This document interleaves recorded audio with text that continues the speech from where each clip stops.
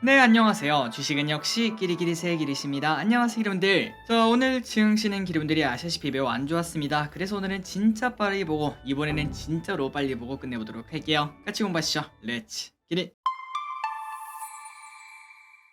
바로 보도록 하겠습니다. 일단 어제 미국 증시는 급락을 했습니다. 그 이유가 뭔데? 바로 어제 미국 경제지표 발표가 있었는데 또 미국 경제가 강하게 나왔다고 합니다. 노랜딩 시나리오가 지속적으로 나온다는 거겠죠. 그러다 보니까 증시는 금리 인상 압박을 느끼며 나스닥이 무려 2.5%나 하락했고 오늘 우리나라도 그 영향을 피하지 못하고 같이 하락하는 걸 확인할 수 있습니다. 그렇다면 어떤 지표가 나왔는가? 바로 미국 제조업, 서비스업, 구매 관리자 지수 잠정치가 나왔는데 각각 47.8 그리고 50.5로 예상치를 상회를 했습니다. 참고로 이러한 지수는 50을 기준으로 50보다 낮으면 경기 수축, 50보다 높으면 경기 확장인데 이거 50이 넘는 게 나와버렸죠. 그러니까 경제가 엄청나게 좋다라고 볼 수 있고 참고로 종합 PMI가 50을 넘긴 게 8개월 만이라고 하니까 아니 금리를 이렇게 올렸는데 PMI가 왜 좋아지는 거야? 라는 이야기를 충분히 볼 수 있습니다. 그러다 보니까 어쩔 수 없이 미국 달러 강세가 나타났고 증시는 추가 하락을 피할 수 없었다고 하는데 오늘 저녁 FOMC 의사록이 공개가 되겠죠. 어떤 식으로 흘러가는지 한번 봐야 될 것 같습니다. 그리고 이 소식도 중요할 것 같습니다. 미국 국채금리가 급등을 했습니다. 금리 상승 기대가 나오니까 국채금리는 당연히 상승을 하겠죠. 그래서 어제 10년물은 3.95까지 올라갔으며 2년물은 4.73까지 도착을 했다고 합니다. 게다가 이 와중에 지금 현재 증시에서는 다음 달에 빅스텝 나오는 거 아니냐 이러한 예상이 나오고 있으며 시장이 불안감을 느낀다고 볼 수 있겠죠. 그래서 이걸 보면은 이거 주식은 좀 하락하겠군요 라는 이야기를 해볼 수 있는데 하지만 그와 동시에 야 채권이다 채권 타이밍이다 이런 이야기가 분명 나올 것 같습니다. 지난번에 말씀드렸다시피 미국 10년물 국채금리가 3.5까지 하락했을 때 이때 엄청나게 뉴스가 많이 나왔죠. 지금이 뭐 채권 타이밍이다. 수많은 개인분들이 지금 현재 채권을 사고 있다 이런 얘기가 많았는데 그런데 우리는 이미 알고 있죠. 그런 뉴스가 나올 때는 그때는 타이밍이 아닐 확률이 높다라고 볼 수 있습니다. 그런데 어느덧 또다시 금리가 4.0을 향해서 올라가고 있기 때문에 여러분들이 4.0을 넘기는 거 이거를 확인하신다면은 이번 기회에 채권도 한번 공부해 보시면 좋을 것 같습니다. 단기적 변동은 우리가 맞출 수 없겠지만 그런데 한 1년에서 2년 뒤를 본다면은 야 이거만큼 확실한 투자처가 있나? 라는 이야기도 충분히 볼 수 있겠네요. 매력이 계속 증가할 것 같습니다. 다음입니다. 자율주행 로봇 인도 주행 가능. 오늘 이 소식 때문에 로봇주가 뜨거웠습니다. 뭐 당연히 올 미래였는데 어쨌든 관련 뉴스가 나오자 주가가 올라가는 걸 확인할 수 있고 그렇다면 주가 올랐으니까 팔아야 됩니까? 저 기릿은 아니라고 생각합니다. 그냥 장기적으로 2차 전지가 올라가는 것처럼 로봇 관련주도 실적이 찍힐 때까지 그냥 쭉 들고 갈 만한 섹터가 아닌가라고 지속적으로 말씀드리고 싶습니다. 그런데 여기서 한 가지 질문을 해볼 수 있겠죠. 근데 길이 그 자율주행 로봇 인도 주행보다는 뭐 자동차 도로 거기서 다니는 게 맞지 않아? 라고 볼 수 있는데요. 하지만 속도나 안전을 감안하면 도로보다는 보도가 더 적합하다 이렇게 조사가 되었다고 합니다. 어쨌든 이제 자율주행 로봇 인도 주행 요거에 관련된 이야기가 24일날 법안 통과 예정이라고 하니까 관심 있게 그 전으로 주가 흐름을 보도록 하겠습니다.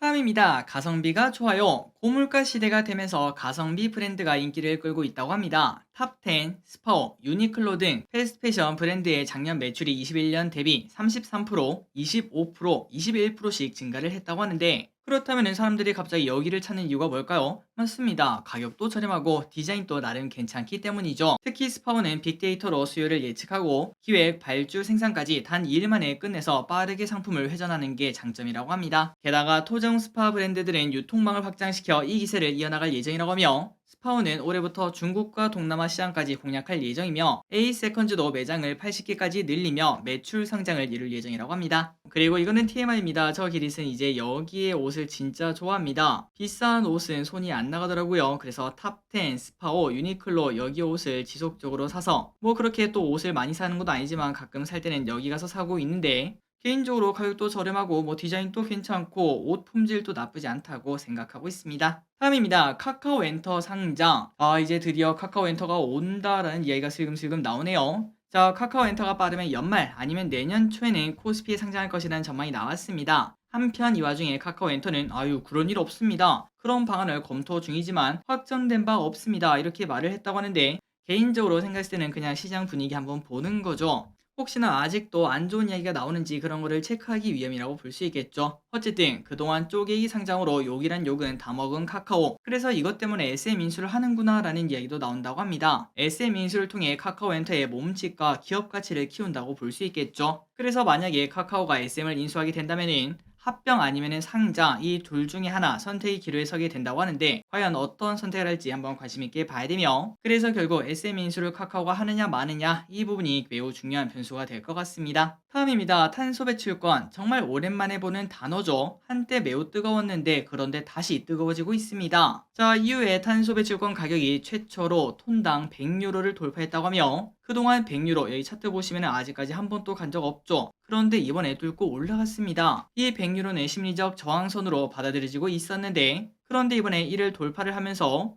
야, 이거 추가 상승 나오는 거 아니냐 이런 얘기가 나온다고 합니다. 그렇다면 이렇게 또 올라간 이유가 뭔가? 최근 이유가 탄소 배출에 대해서 엄격한 잣대를 들이대고 있으며 또한 우크라 전쟁 이후 천연가스 공급이 줄어들지 않았겠습니까? 러시아가 안 좋습니다. 그러다 보니까 석탄 사용이 급증했고 결국 이 때문에 또 탄소 배출권 가격이 올라갈 수밖에 없었다고 합니다. 그래서 일부 전문가들은 저항선을 돌파함에 따라 탄소 포집과 클린 에너지 여기에 대한 관심이 또 높아질 것이다 이런 얘기가 나오고 있고, 한편 탄소를 많이 배출하는 그러한 산업에 관련된 기업 분명 있지 않겠습니까? 그 기업들은 비싸진 탄소 배출권 가격 때문에 곡소리를 아이고 내고 있다고 합니다. 자, 여러분들 아마 알고 계시겠지만 참고로 우리나라에도 탄소 배출권에 관련된 ETF가 있습니다. 그 ETF를 한번 공부를 해보시는 것도 괜찮을 것 같습니다. 다음입니다. 공모주 흥행했다는 소식. 월요일부터 화요일까지 청약한 세 가지가 있었죠. 그런데 모두 다 흥행에 성공했다고 합니다. 나노팀에는 무려 5.5조 원이나 몰렸고 그리고 바이오인프라는 1조 7천억이 몰렸다고 합니다. 참고로 나노팀은 2차 전지에 관련된 기업, 그리고 바이오인프라는 임상시험 수탁, CRO 기업인데 아마도 여러분들 우리가 공부했던 거 기억하고 계실 겁니다. 둘 다 성공했고 특히 나노팀이 완전 성공을 했죠. 그리고 나왔다면은 급등하는 삼성 스펙파로도 이 와중에 성공하는 모습을 나타냈으며 위에 보시다시피 쟁쟁한 친구들이랑 같이 진행을 했죠. 그런데 이 와중에 바이오인프라랑 똑같은 금액이 몰렸다고 합니다. 말 그대로 성공을 했다고 볼 수 있고 과연 요 친구도 따상 이상 갈 수 있을지 계속 보도록 하겠습니다. 그리고 우리가 주말에 한번 공부했던 내용입니다. 삼성 스펙이 새로 상장하기 전에는 보통 이렇게 다른 삼성 스펙들이 올라가더라 라는 이야기를 했는데 오늘 이렇게 단기적으로 시세를 주는 걸 확인할 수 있죠. 그래서 여러분들 이러한 데이터도 한번 머릿속에 넣어 보시고 야, 이런 걸 보면서 투자하는 사람도 존재하고 있겠구나 이 정도로 받아들이시면 될 것 같습니다.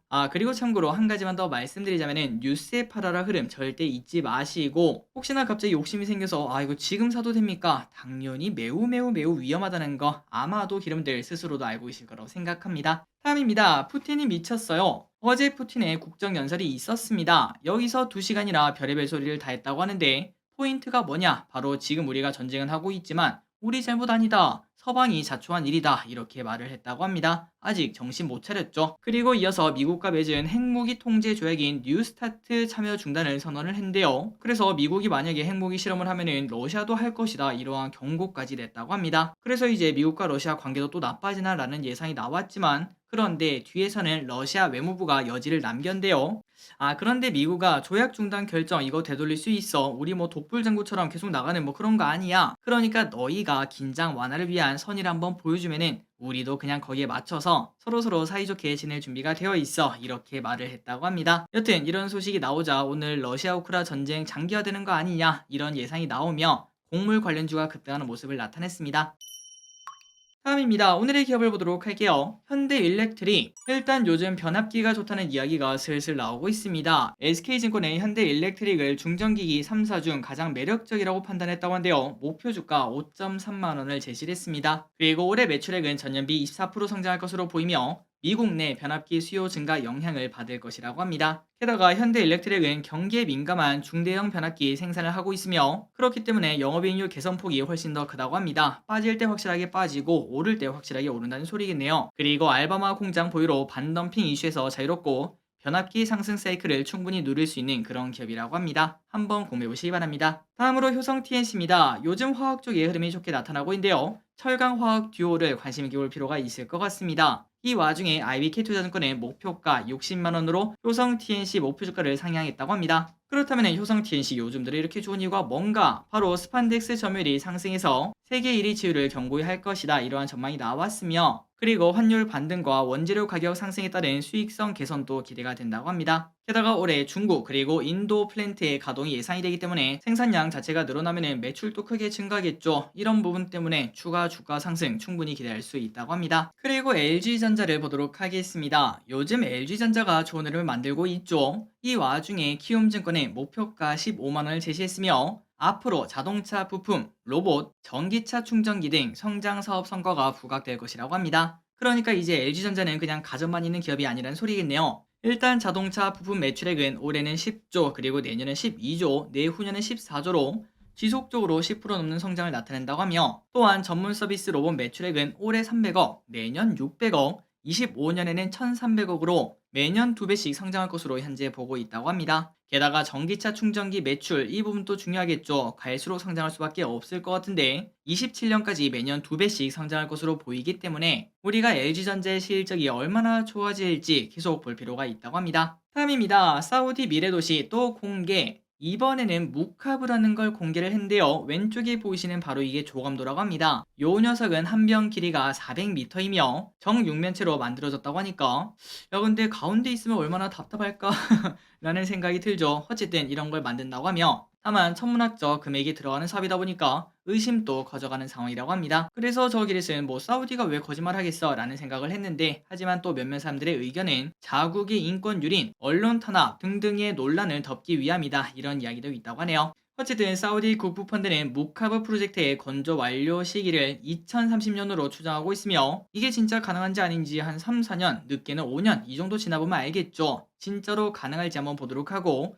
만약 성공한다면 전 세계적인 관광지가 될 것 같습니다. 다음입니다. 과거로 만약에 간다면 직장인들의 80%가 직업을 바꾸고 싶다, 이렇게 말했습니다. 말 그대로 10명 중 1명에서 2명만 지금 직업을 만족한다는 소리인데요. 그렇다면 지금 직업을 만족하지 못한 이유가 뭔가요? 바로 낮은 연봉과 인상률이 1등이었다고 합니다. 그리고 2등은 뭔가 봤더니 바로 미래 불안이라고 하네요. 이 직장에서 내가 언제까지 있을 수 있을지 그걸 모른다는 거겠죠. 어쨌든 이러한 이유 때문에 과거로 가면은 직업을 좀 바꾸고 싶다, 더 열심히 하고 싶다 라는 의견을 확인할 수 있고, 그리고 만약에 과거로 돌아가서 직업을 바꾼다면은 개발자가 1등, 2등이 유튜버, 3등은 의사라고 말을 했다고 합니다. 자, 개인적으로 1등, 3등은 잘 모르겠습니다. 이제 개발자와 의사 같은 경우는 조금 많은 노력을 해야겠죠. 그런데 2등 유튜버, 요것도 당연히 많은 노력이 필요합니다. 부지런함도 필요하고요. 또한 뭐 창의력도 필요하다고 볼 수 있겠네요. 그런데 중요한 거는 1등, 3등은 지금 하기는 좀 어렵지만, 하지만 2등은 분명 가능합니다. 주말에 시간 내서 어떤 유튜브를 내가 할 수 있을지, 그리고 편집은 어떤 식으로 할 건지 그런 것들을 고민해 보는 거, 그리고 실제로 영상 만들어 보는 거 가능하겠죠. 그리고 유튜브의 가장 좋은 점은 자본이 하나도 필요 없다는 거, 시간만 있으면 충분히 도전할 수 있다는 게 가장 큰 장점인 것 같습니다. 혹시나 유튜브 해보고 싶다라는 생각이 드신다면 생각만 하지 말고 꼭꼭꼭 한번 도전을 해보시기 바래요. 다음입니다. 애플도 폴더블 시장 뛰어듭니다. 드디어 애플도 폴더블 시장에 뛰어들 것으로 보인다고 하는데요. 특허를 출원했다고 하며, 그런데 우리가 봤을 때 이거 애플이 좀 늦는 거 아니냐 라고 볼 수 있지만, 그런데 이게 바로 애플의 전략이라고 합니다. 시장에서 통하는지 그냥 봤다가 삼성이 성공하는 거 이제 확신이 들었다는 거겠죠. 그러면 당연히 선발주자한테 밀리는 거 아닙니까 라고 볼 수 있지만, 그런데 애플이니까 가능한 전략이라고도 말을 할 수 있습니다. 애플 팬이 워낙 탄탄하니까 뒤늦게 들어와도 야 드디어 애플이 왔네 라고 말하며 그쪽으로 사람들이 대거 이탈한다고 볼 수 있겠죠. 개인적으로 진짜 부럽다 라는 생각이 듭니다. 어쨌든 그래서 지금 예상으로는 24년에 폴더블 아이패드를 출시할 것으로 전망한다고 하며, 현재 폴더블 시장의 80%는 삼성이 꽉 잡고 있는데, 다른 데서는 아웅다웅해도 이 폴더블 시장은 확실하게 꽉 잡는 게 나타났으면 좋겠습니다. 마지막입니다. 삼성전자도 챗GPT, 삼성전자가 미국 버지니아 공대와 함께 그래프 신경망에 특화한 맞춤형 AI 반도체 아키텍처를 개발을 했다고 합니다. 참고로 그래프 신경망이 뭔가, 대표적인 AI 알고리즘 중 하나라고 한데요. 언어 모델을 포함한 다양한 방면에 활용이 된다고 합니다. 그러니 지금 같은 챗GPT 열풍, 이 시국에 가장 필요하다고 볼 수 있겠죠. 그리고 시장 조사업체에 따르면 AI 반도체 시장은 작년에는 60조 규모였지만 26년까지 2배나 성장하는 시장이니까, 그 안에서 삼성이 지속적으로 점유율을 높여나가고 야 이거는 역시 삼성이지 라는 이야기가 꼭 나왔으면 좋겠습니다. 자, 오늘의 공부 여기까지 끝났습니다. 항상 이렇게 같이 공부해서 진심으로 감사드리고, 장이 안 좋을 때도 이렇게 같이 공부해주셔서 진짜 감사합니다. 지금까지 기리셨습니다. 빠이요.